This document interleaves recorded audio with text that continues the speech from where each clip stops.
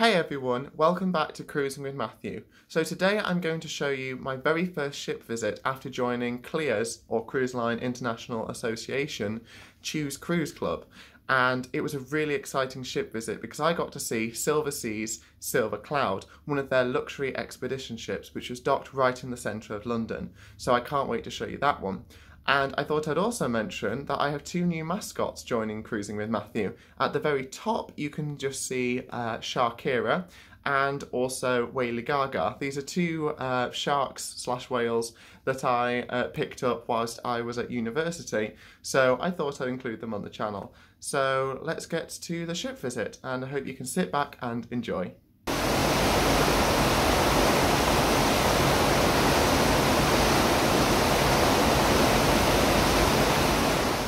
First impressions of Silver Cloud, and a spoiler alert, very, very impressed. So my first impressions of Silver Cloud were basically, oh my gosh, this is insane. Because the very first thing that we saw of Silver Cloud was her sitting happily next to the warship, the HMS Belfast, in the middle of the Thames. And seeing a ship like that in eyeshot of landmarks like Tower Bridge, the Shard and the Tower of London, as well as the HMS Belfast, is something I don't think many ports can beat. And it was just an amazing experience to see a ship like that and thinking, I'm going to go on her. And I think if you're a guest who's boarding her to go on this amazing cruise to the Arctic, the Antarctic, or the Galapagos, I really think that would be such a big wow factor moment, and realising that this is your home for the next number of weeks. And boarding her was also an experience because, unlike most people where you just simply get on a gangway, you don't do that on Silver Cloud when you're docked in London, because you have to get a ferry going from Millennium Pier to the HMS Belfast, and then you walk through the HMS Belfast to get onto Silver Cloud. It was the weirdest way of boarding a ship I've ever experienced, but again, it almost built the experience up because you felt like you were going on your own little adventure before you'd even left the port. And it was a bit of a surprise to me that we were even doing this, because in my mind, when I got the email saying Silver Cloud is going to London, I thought it was London Tilbury, and turned out it was London Tower Bridge. And I didn't even know there was a port there. And it was just a brilliant experience, and you knew that when you were seeing this that it was going to be quite a special ship. So when we boarded the Silver Cloud, I was really amazed by how homely she felt, and because she's branded as a luxury expedition ship, I wasn't sure what to expect, and I certainly wasn't expecting that. And the reason for this, I guess, is if you're on an expedition to sub-zero temperatures like the Arctic, Antarctic, or if you're going to the Galapagos, you're not going to want something that is really overly opulent. You want somewhere where you can relax and wind and probably recover from being in sub-zero temperatures, because it'll probably be blooming cold there. But that's all part of the fun. But I really enjoyed her decor, and it felt quite Art Deco, but also homely and traditional, and I thought that was quite a nice touch. And we were then taken up to the tour's observation library, where we had our initial talk on Silversea, and we also got to meet Silver Cloud's expedition leader, who gave us a really detailed talk lasting about half an hour, telling us about the expedition experience on Silver Cloud. So much so, I'm going to do a separate video on that next week because I think it deserves a video in itself. And during this whole thing, we were given free champagne by white-gloved waiters, and it was the most surreal experience. And I'm probably going to say surreal several times during this video, because it was. The idea of sipping champagne in this luxurious ship whilst in the middle of the Thames, probably about 11 AM in the morning, was just brilliant. And I really think Silversea are onto something special here. Silver Cloud's public areas. So as previously mentioned, Tor's observation library exists at the very front of the ship and offers beautiful views over the bow. Likewise, it also has a well-stocked library with all things relating to exploration, so I can imagine this would be well used. And it doubles up as a form of library and lounge due to the views that I previously mentioned. Alternatively, there is also the Panorama Lounge, which doesn't have a library, but it has a beautiful set of windows which look over the back of the ship, and I can only imagine the wake views that you would get here, and either of these venues would be brilliant to visit if you're wanting to have a drink before your dinner or just like to watch the world go by. And I'm really glad Silversea has both a forward and aft facing lounge, because ultimately the places that Silver Cloud are visiting, you want to see as much of it as possible, so I think this is a really good design feature for her. Another bar was La Dolce Vita, and this is a place that serves complimentary drinks and is all about other guests getting to know each other, and I think that's a really nice touch by Silversea, because I've always made some brilliant friends on board cruises that I've been on, and I can imagine the stories that you would have to tell each other if you've just been to the Antarctic or the Arctic, so I think this is a really nice touch. Likewise, I was really impressed with the Explorers Lounge on board Silver Cloud, purely due to the fact that I wouldn't expect a venue of this size to be included in a ship the size of Silver Cloud.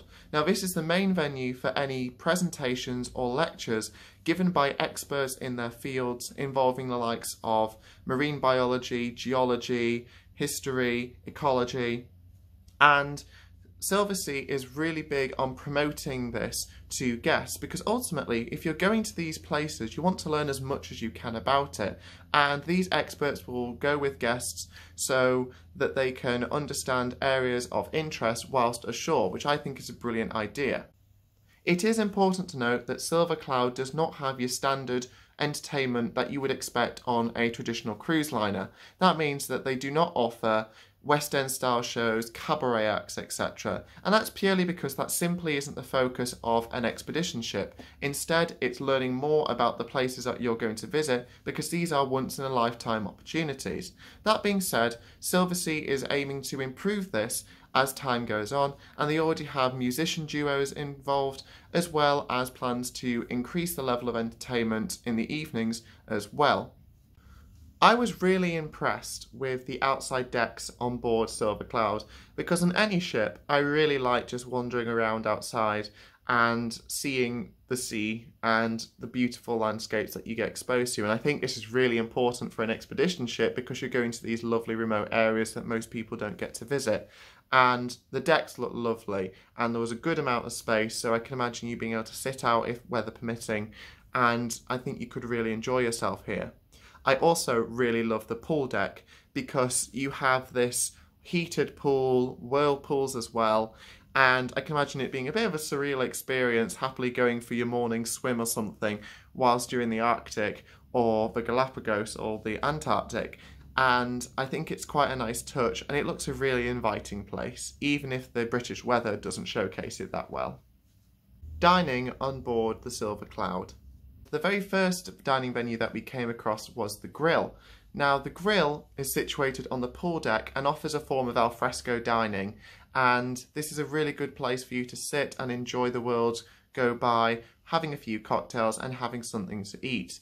And I really like this venue. I can imagine it's brilliant. So the main dining room on board Silver Cloud is simply known as the restaurant, and we were lucky enough to have our lunch there. And I'd heard some very good things about Silversea's culinary abilities, so I was really excited about this, and they certainly didn't disappoint. For our appetizer, we had a tower of marinated crab meat with caviar.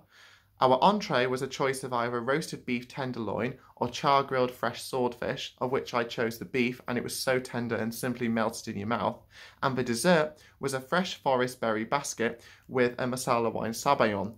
And the dining experience was just amazing. We had complimentary wine, and it was just such a nice atmosphere. And I also got to meet some very knowledgeable travel agents who gave me a lot of good advice as well, so thank you very much for that.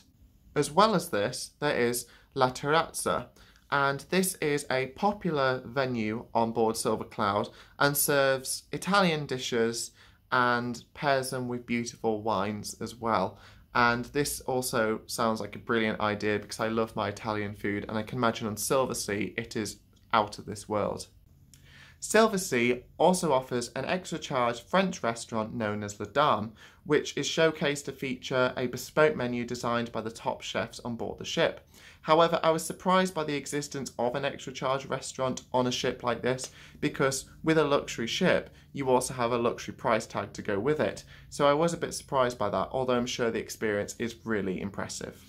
However, I can certainly say that Silversea's food definitely lived up to expectation, and I can only imagine the culinary delights that guests get to experience on board one of her voyages. The cabins on board Silver Cloud, or as they call them, suites.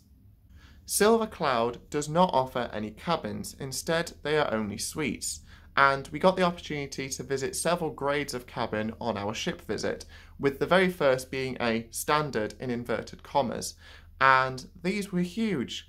And the bathrooms itself were probably about half the size of my university room, and I was really impressed with them. It is important to note, however, that some do offer window cabins rather than balcony, and I don't think that's a huge issue when you consider that if you're in the polar regions, it may be quite cold, so you may not be able to utilise a balcony as much as if you would if you were going to areas like the Galapagos.